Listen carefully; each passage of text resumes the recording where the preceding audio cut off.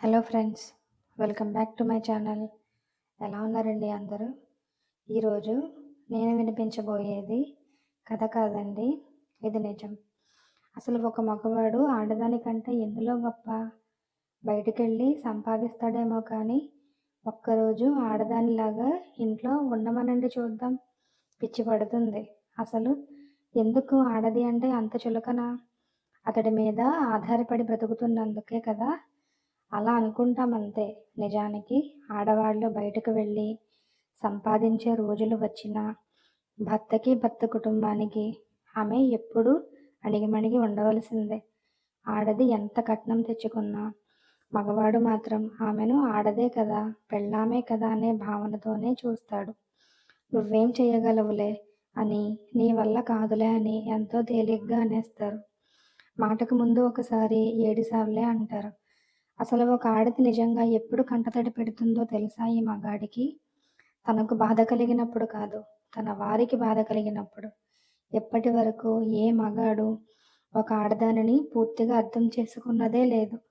అది అమ్మైనా, తోబుట్టువైనా, భార్య అయినా సరే. రోజంతా ఇంట్లో వాళ్ళ గురించే ఆలోచిస్తాం. వాళ్ళ పనులతోనే, వాళ్ళ అలవాట్లతోనే మన దినచర్య ముడిపడి ఉంటుంది. ఉదయం లేచిన దగ్గర నుంచి కాదు, ముందు రోజు పడుకోబోయే ముందు నుంచి ఆయనకి ఇది ఇష్టం, వాడికి అది ఇష్టం అని ఆలోచిస్తాం. దానికి కావలసిన ఏర్పాట్లు చేస్తాం. మనలో చాలామంది ఆడవాళ్ళు కూర్చుని మాట్లాడుకునేటప్పుడు అమ్మో ఆయన తిడతారు అనో, ఆయనకి ఇష్టం లేదు అనో, లేదా అబ్బాయికి నచ్చదు అనో అంటుంటాం. కానీ ఎప్పుడైనా మగవాళ్ళు ఒక నలుగురు కూర్చుని మాట్లాడుకునేటప్పుడు మా ఆవిడ తిడుతుంది అనో, లేదా మా ఆవిడకి నచ్చదు అనో ఎవరైనా అనడం ఎప్పుడైనా విన్నారా? విని ఉండరు. ఎందుకంటే అలా ఎప్పటికీ జరగదు. అసలు చాలామంది తండ్రులు కూతురిని ప్రాణం కన్నా ఎక్కువగా ప్రేమిస్తారు. ఆమె ఇది కావాలి అని అడిగితే అది ఎంత కష్టమైనా సరే తెచ్చి ఇవ్వడానికే ప్రయత్నిస్తారు. మరి అదే ప్రేమ, అంత గౌరవం ఆ కూతుర్ని కనిచ్చిన భార్య మీద ఎందుకుండదు? ఎందుకంటే భార్య వేరే ఇంటి నుంచి వచ్చింది.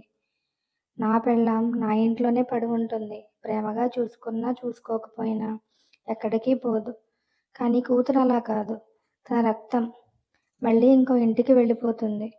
అక్కడికి వెళ్ళిన తరువాత అన్నీ కూతురికి నచ్చినట్లు జరుగుతాయో లేదో అని తెగ ఆలోచిస్తారు తండ్రులు.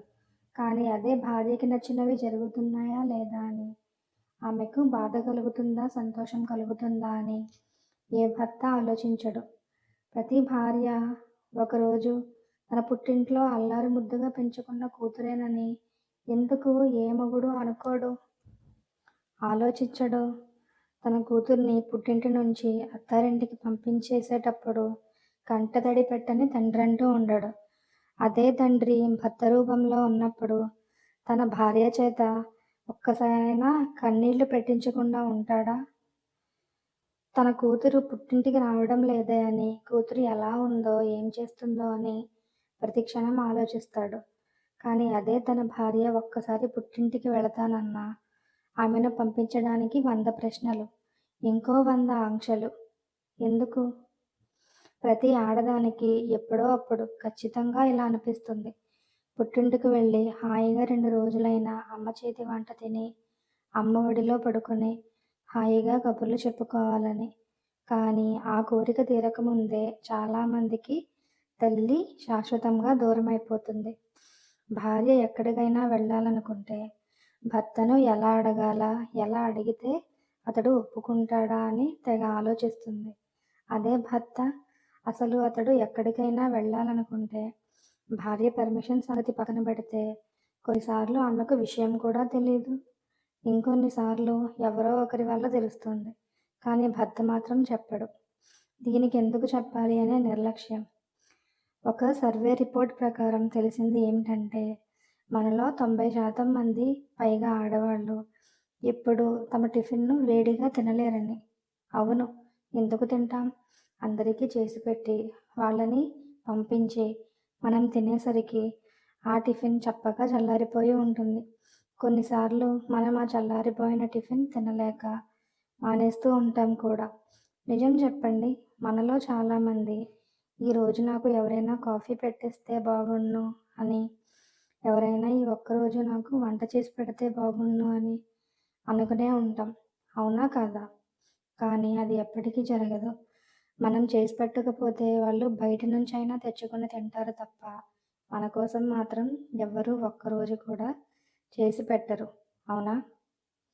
పండగలు వస్తే, ఆదివారం వస్తే అందరికీ సెలవులు.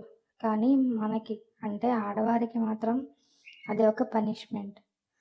రోజు వండేదానికంటే ఇంకా ఎక్కువ ఐటమ్స్ వండాలి. ఫలితం ఇంకా ఎక్కువ గిన్నెలు తోమాలి. అందరికీ అది రెస్ట్ డే. మనకి మాత్రం అది డబుల్ వర్కింగ్ డే. నిజం చెప్పండి, మిమ్మల్ని ఎవరైనా ఎప్పుడైనా నీకు ఏది ఇష్టం అని అడిగితే మనస్ఫూర్తిగా నాకిది ఇష్టం, నాకిది కావాలి అని ఎప్పుడైనా చెప్పారా? అసలు మీ ఇష్టాలను ఎవరైనా అడిగారా? ఈ మధ్య సోషల్ మీడియాలో ఒక అమ్మాయి సొంత ఇల్లు లేదు తెలుసా ఆడవాళ్ళకి. అయితే నాన్నిల్లు ఉంటుంది లేదా భర్త ఇల్లు ఉంటుంది, కానీ ఆడదానికి సొంత ఇల్లు లేదు అంటుంది. దాన్ని ఎంతమంది ఎన్ని విధాలుగా ట్రోల్ చేశారు. చాలామంది ఆడవాళ్ళు కూడా ఆమె చెప్పిన దాన్ని చాలా వెటకారంగా మార్చి చెప్పడం చూశాను. నాకు అనిపించింది, ఎందుకలా ట్రోల్ చేస్తున్నారు, అది నిజమే కదా అని.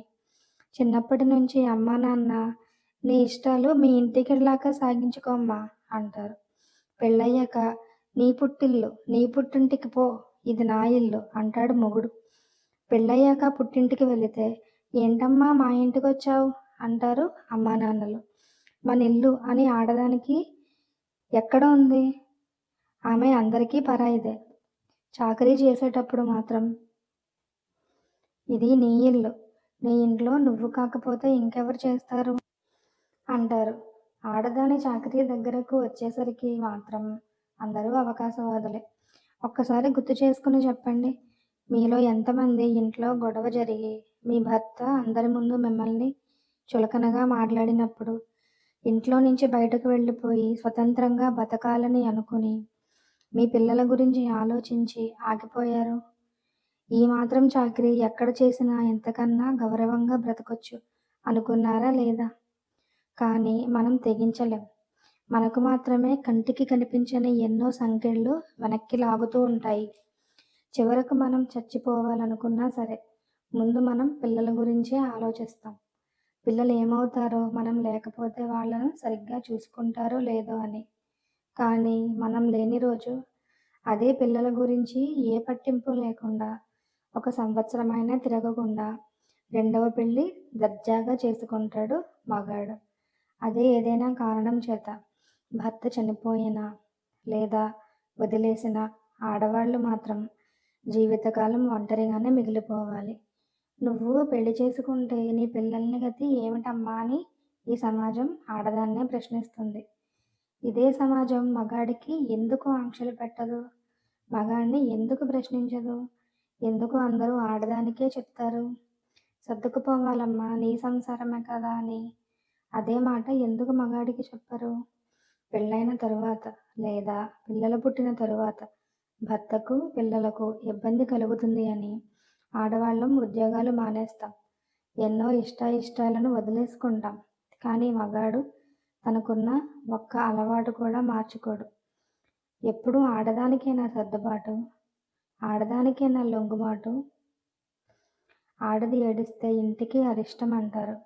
నట్టింట్లో కూర్చుని ఏడవకూడదని అంటారు. కానీ ఆ ఏడుపుకు బాధకు కారణం మీరే అయి ఉండి మమ్మల్ని ఏడవద్దంటే ఎలా?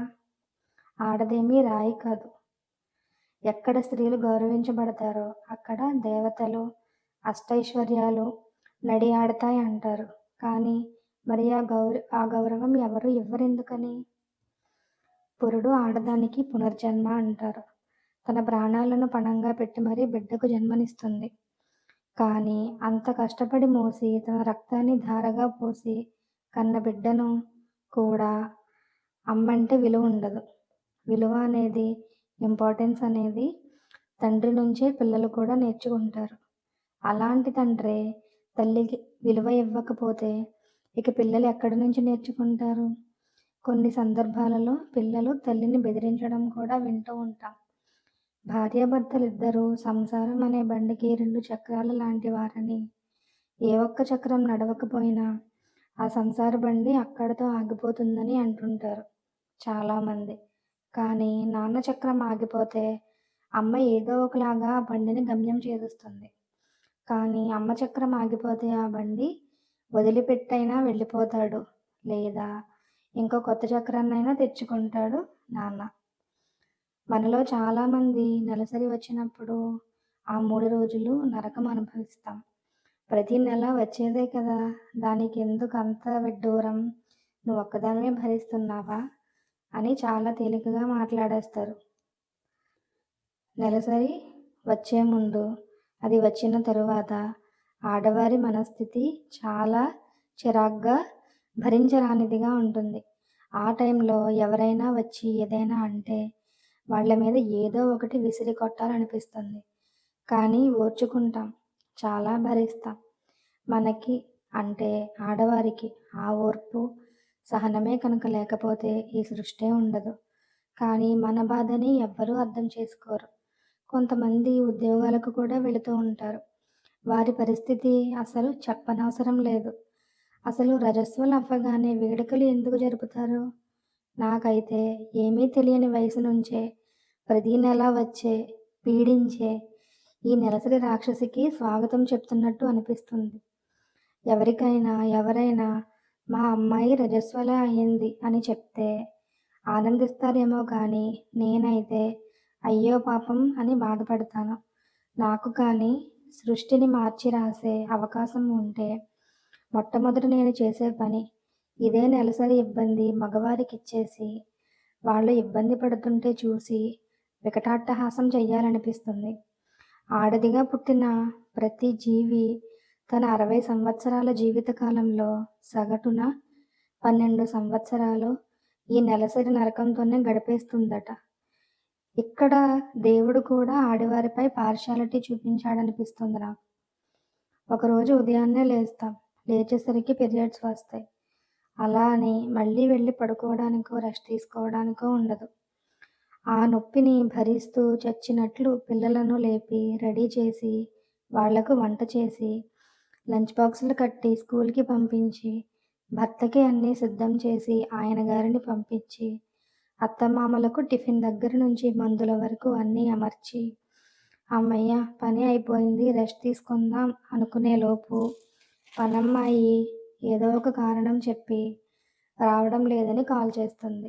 మళ్ళీ అదే నొప్పితో ఇల్లు ఊడ్చి, తుడిచి, సామాన్లు తోముకుని, బట్టలు ఉతికి, ఆరేసి అన్ని పనులు చేసుకోవాలి.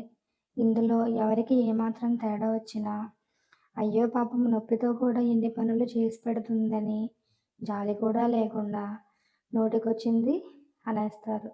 అసలే నొప్పితో బాధను ఓర్చుకుంటున్న ఆడది ఈ సమయంలో కూడా అర్థం చేసుకోకుండా అన్ని మాటలు అంటున్నందుకు మౌనంగా రోదించడం తప్ప ఏమీ చేయలేదు.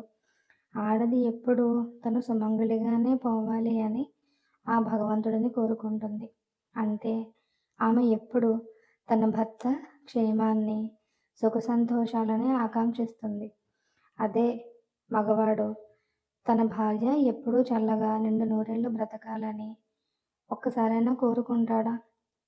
ఒకవేళ ఇద్దరిలో ముందు భర్త కనుక చనిపోతే భార్య తన జీవితాన్ని ఎవరో ఒకరి అంటే అన్నదమ్ముల దగ్గరో లేకపోతే కొడుకు దగ్గరో గడిపేస్తుంది. కానీ భార్య చనిపోతే భర్త మాత్రం అలా చెయ్యలేడు. అతడి జీవితం చాలా దుర్భరంగా మారుతుంది. భర్త అంత తొందరగా ఎవరి దగ్గర అడ్జస్ట్ కాలేడు. ఎందుకంటే భార్య మొదటి నుంచి అన్నీ కాళ్ళ దగ్గరకు తీసుకువచ్చి అందివ్వడం అలవాటు చేసి పెడుతుంది. ఆడదే గొప్ప అని నేను చెప్పడం లేదు. ఈ సమాజంలో ఆడ, మగ ఇద్దరూ ఉండాలి. అప్పుడే ఈ సృష్టి ముందుకెళుతుంది. కానీ మగాడి కన్నా విలువ ఆడదానికి ఎందుకు లేదు? ఆమె బలహీనురాలు అనా? ఒక్కసారి ఆమెకు స్వేచ్ఛనిచ్చి చూడండి. నీ వెనుక నేనున్నానని ఆమెకు ధైర్యాన్ని ఇచ్చి చూడండి. ఈ ప్రపంచంలో ఆమె సాధించలేని విజయం అంటూ ఏదీ ఉండదు. మీ నుంచి వచ్చే ఒక చిన్న మాట బాధలో ఉన్నప్పుడు ఒక చిన్న ఓదార్పు చాలు మా జీవితానికి. ఇక ఏం అవసరం లేదు. నేను చెప్పిన ఇన్ని విషయాలలో ఏ ఒక్కదానికి మీరు కనెక్ట్ అయినా ఖచ్చితంగా ఈ కథను లైక్ చేసి నాకు ఎంకరేజ్మెంట్ ఇవ్వండి. ఇంకా ఏమైనా ఉంటే మీ కామెంట్స్ రూపంలో తెలియచేయండి. Please like, share and subscribe my channel. Thank you for listening friends.